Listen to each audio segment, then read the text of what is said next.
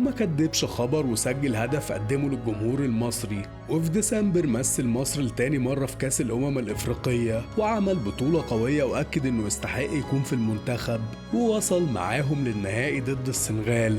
تعلن السنغال عن بطولة هي الأولى ليها في تاريخها. رجع مرموش لألمانيا وأنهى إعارته لشتوتجارت ب34 مشاركة و4 أهداف و6 مساهمات، وده أكبر إدارة فلفسبورج تحتفظ بيه المرة دي وتديه فرصة في الملعب. الفرعون المصري عمر مرموش يوصل العزم. وفي مارس 22 رجع تاني للمنتخب في تصفيات كأس العالم وشارك في الهزيمة ضد السنغال والخروج من المنافسة.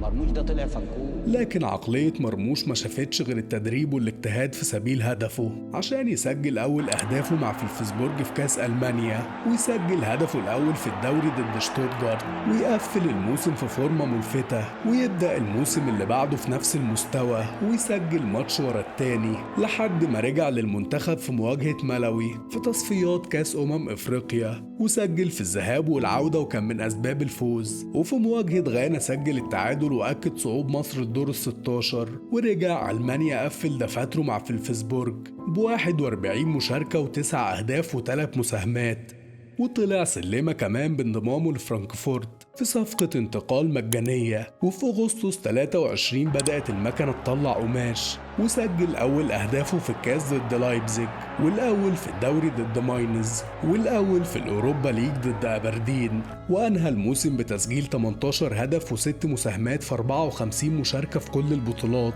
وهنا بقينا نشوف اسمه بيرتبط بأكبر أندية أوروبا زي أرسنال وليفربول ونيوكاسل وتوتنهام، بالأخص بعد تألقه قصاد وحوش ألمانيا وتسجيله في مواجهة بروسيا والبايرن. لو ممكن يتخطف في يناير، مش هيستنى نهاية الموسم.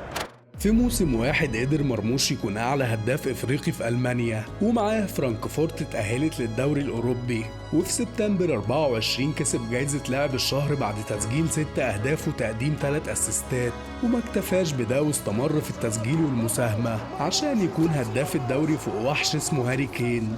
وما كفهوش برضه كونه من أعلى المساهمين في أوروبا كلها، وجه في نوفمبر 24 سجل 3 ضربات حرة في 3 مشاركات متتالية عشان نشوف اسمه بيتحط جنب ميسي في تحقيق الإنجاز ده. هنا مرموش خلاص حفر اسمه في صفحات التاريخ، وبقى أول لاعب في تاريخ فرانكفورت يسجل 15 هدف في نص موسم، وأكتر لاعب مساهمة في الدوري ب24 هدف في 17 مشاركة، وأكتر لاعب صنع فرص محققة ب11 فرصة، والأعلى مساهمة أوروبيا برصيد 33 هدف بعد محمد صلاح.